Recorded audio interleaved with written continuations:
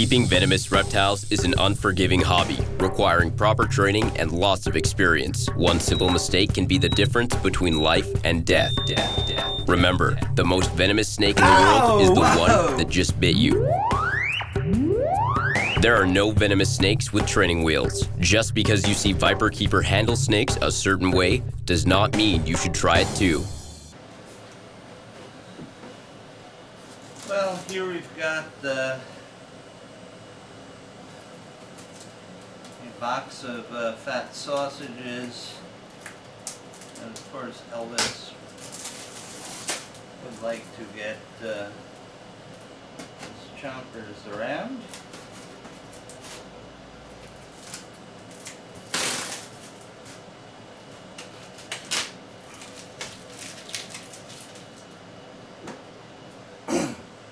Just took it out of the big shipping container.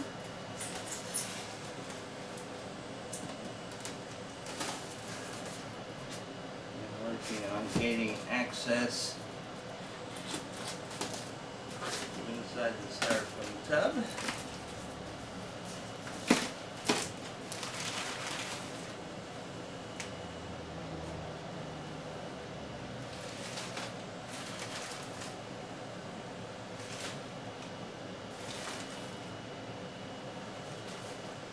Well, look at these little guys, huh?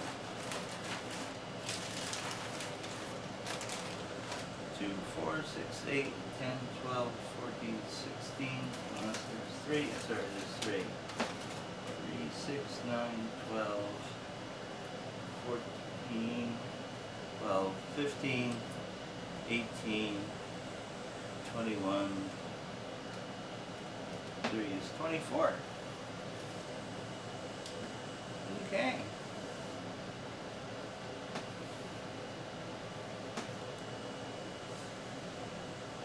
That's what I call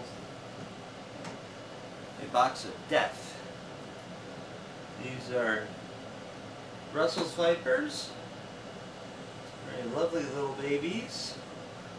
I'm told they're eating, but that's something that yet to be determined. They're unsexed, so Lori and I will be doing that.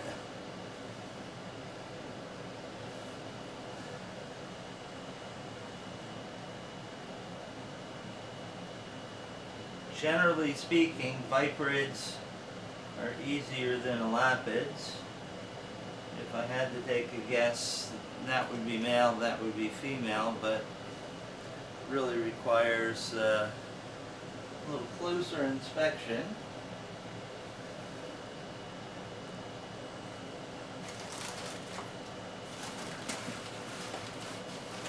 Remove this nice packing.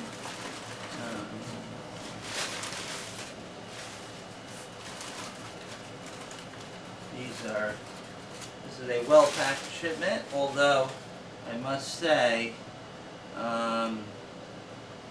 these really do need electrical tape just to make sure, but other than that, it's a nice little bundle of joy here.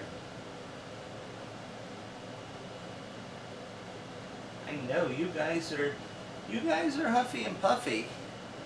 If there's ever a snake that was huffy and puffy, it's certainly a Russell's viper. Alright, well, we're just gonna let this sit here and not do much of anything until Lori can join the festivities. That's where we'll pick it up. Well, continuing with the Russell Viper extravaganza here, I am now going to attempt to sex them, and we can I'll get them distributed into big bins on a temporary basis, and then subdivide them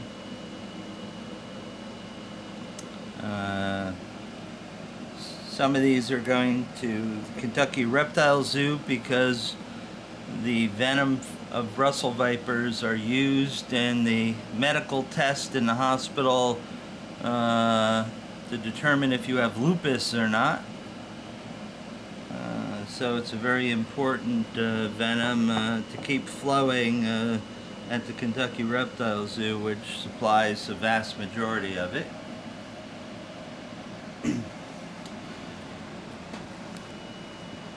So we will carefully try to extract these little blighters. These are little firecrackers. Hi,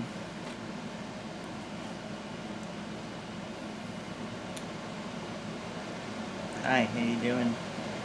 I bet you're a little boy. I bet you're a little boy. Now, you know, I have my own ideas and theories about this. Oh, you're gonna go ballistic, huh? Huh? Males have a tendency to be runners and have sort of an elongated head. Just stay on the hook. Let's have a look at your underside. Yes, I will presumptively call this male. Are you going to take off, huh? The whole idea is not to scare them so they take off like bat out of hell, but they're sort of self-starting. Come on. Now, I think what I'll do is I will attempt to put the little sucker back in there. Oh, we're going to play snake hockey today, aren't we, huh?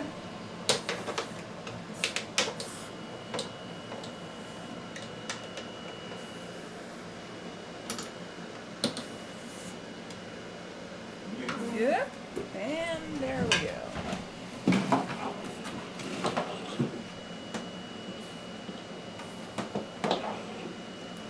Oh, we have to play snake hockey. Alright. Come on.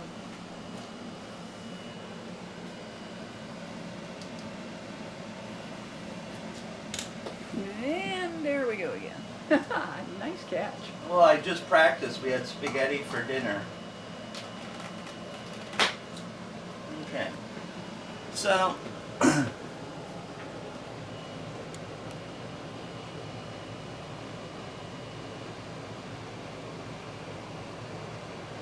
little tough to tell, but again, I'll stick with my male.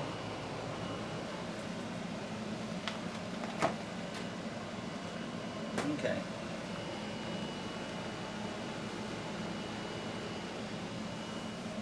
So we will make this the temporary male bin, so to speak. You can explore. I'm going to keep this right here because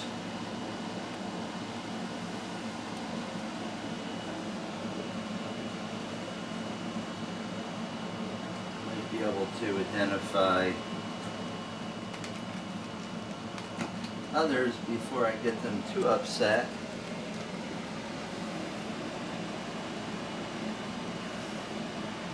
You know, something can be said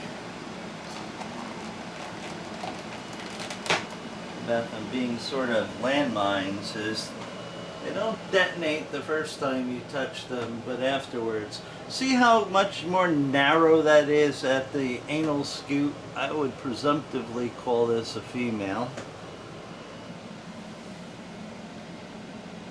Now again, people say, oh, I pop my animals or probe them. At this side, A, you're going to probably hurt the animal, and this is not my, what I want to do is hurt these little guys. They're very difficult to come by. We'll make this the female tank.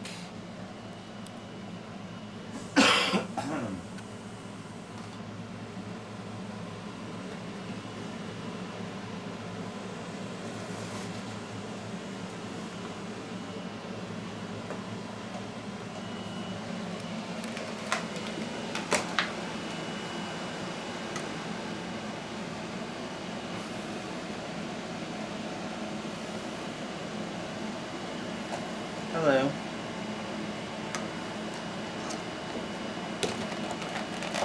See, once you manipulate them once, then they're activated. I would again probably call this a female.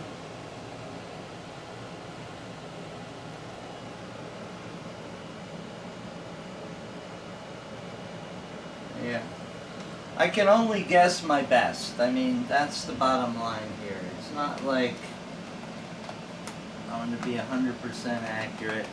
Matter of fact, with the taipans, I polled like 6 people. Remember, we took pictures of their underside. Oh, you're going to be a spaghetti meister.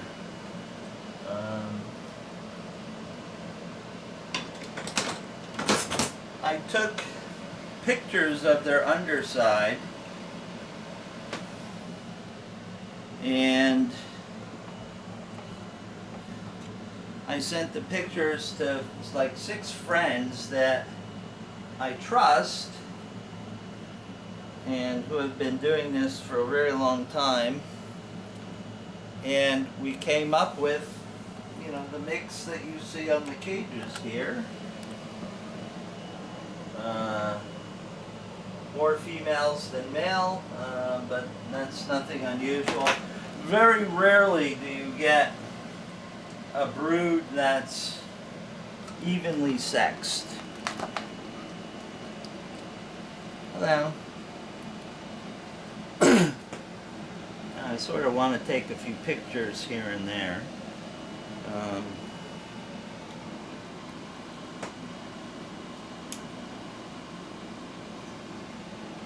Because they are quite lovely.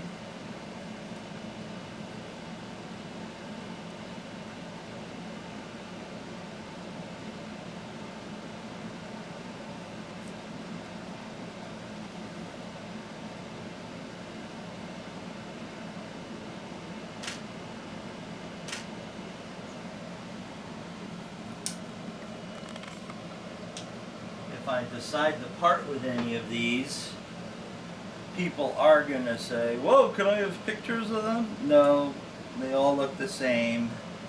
There's no reason to disturb the animal for a photo shoot. And besides, many of those people are just going to be photo collectors anyway. Hi, you're a little bit rigid.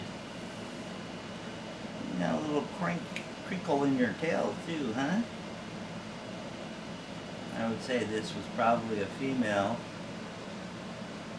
Notice I'm not reaching down and grabbing the tail to have a look like I would do with like a 4-foot long snake. Well, what'd you do that for?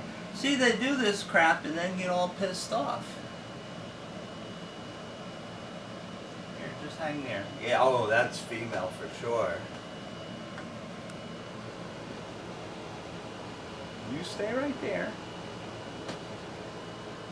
Absolutely female. See how narrow that drops off? Hi. Alright, why'd you do that? Come on. Come on.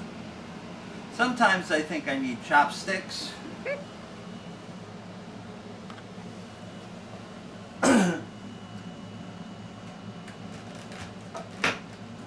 this is going to be a long process. I think also the heavier bodied ones are probably female.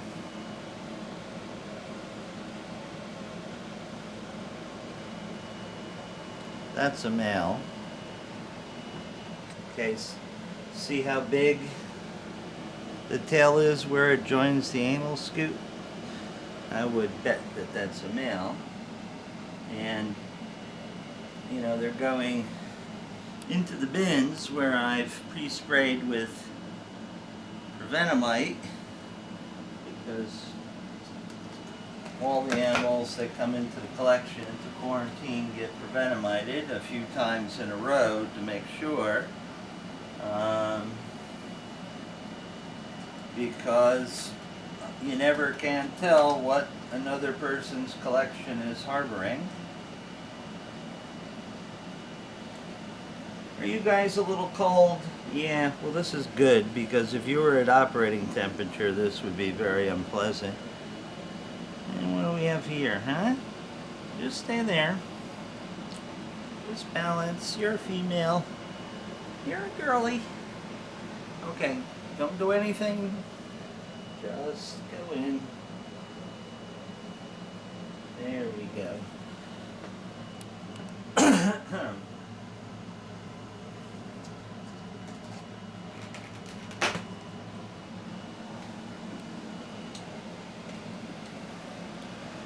So it'll be interesting to find out what the sex ratio is, and you know, fortunately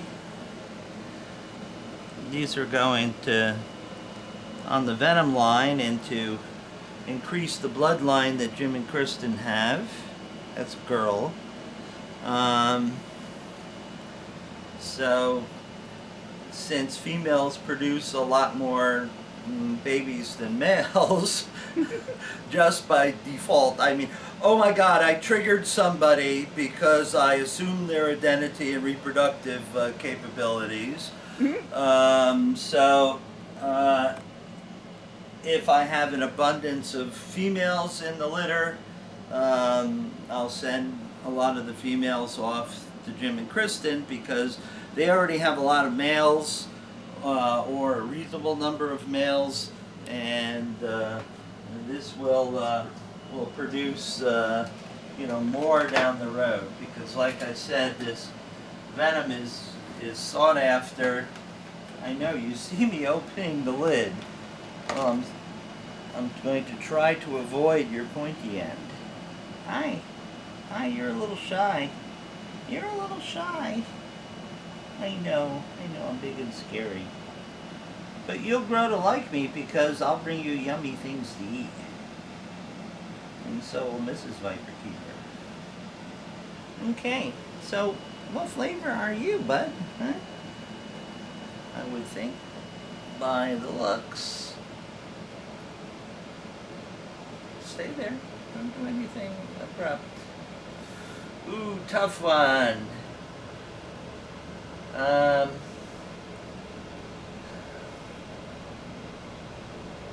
I would say male. That's my vote. Okay. There you go.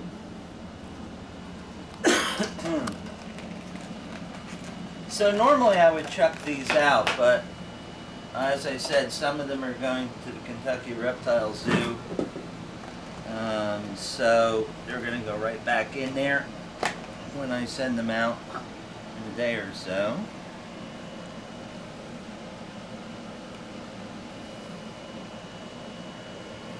Hi.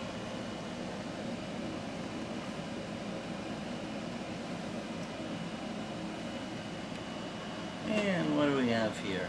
Just stay right there.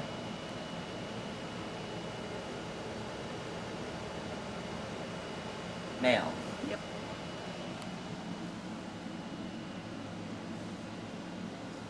Now, although there is evidence in crocodiles and other things, you know, temperature during incubation, you know, will determine the sex ratio of the brood and stuff. But, you know, I don't know if anybody has really, you know, studied this in this particular species. Hi.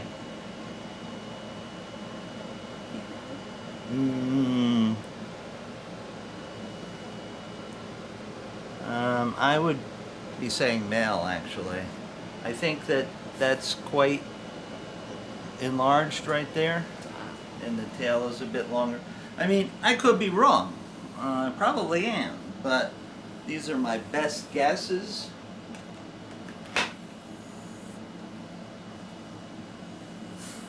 So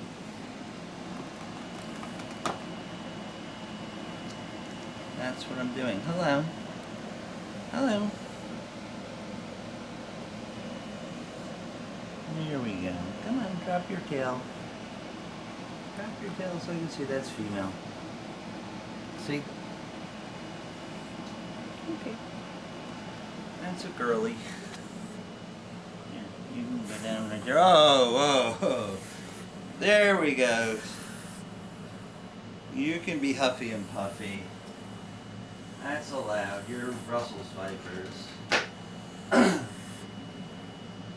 Yes, they sound like steam kettles and pots boiling over, and they have some very foul temperaments, which sends me into total amazement that I've actually seen pictures of native Indians in India free-handling these guys.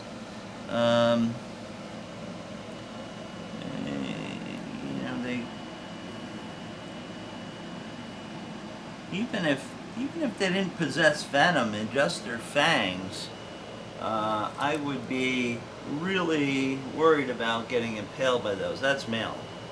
That's big and chunky and long, big package. You're gonna be a stud, dude. There you go.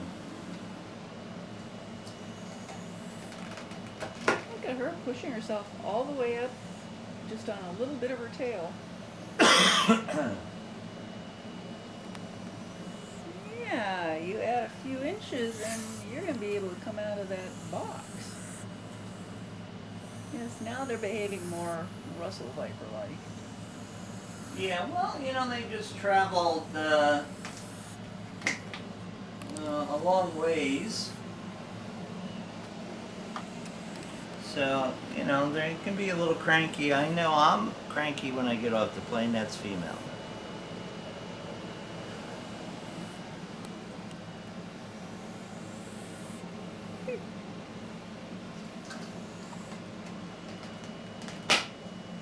You know, I'm off to Australia for a conference and a bit of herping, and God knows when I get off the plane, especially on the way back, I will be cranky. Hi. Don't act so surprised that I'm here.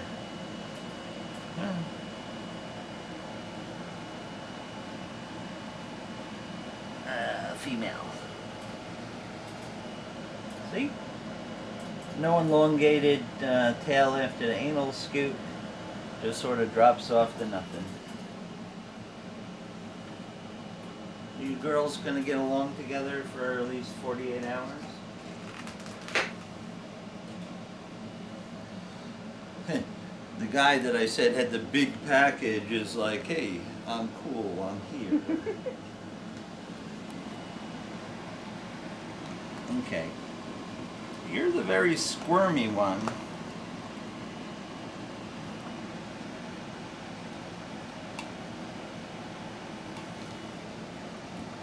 Oh yeah. Probably a male because it's a runner. Whoop, here we go.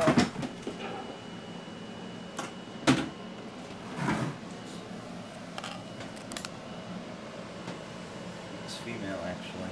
Oh, really? She sure is behaving like a male, although she's got the female temper from the looks of it.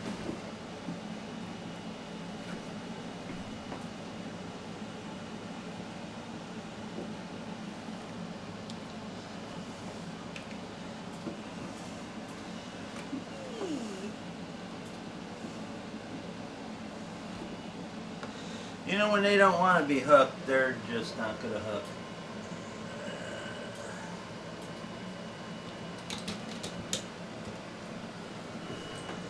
And well, throwing Russell Viper at me. Woo! Well, that was exciting. That was funny. Oh, I'm glad you think so. I've always had this, it's female, this hidden desire to throw Russell's Vipers at Mrs. Viperkeeper. Well, remember that. Oh, there you go. You can go squirrely around in there now.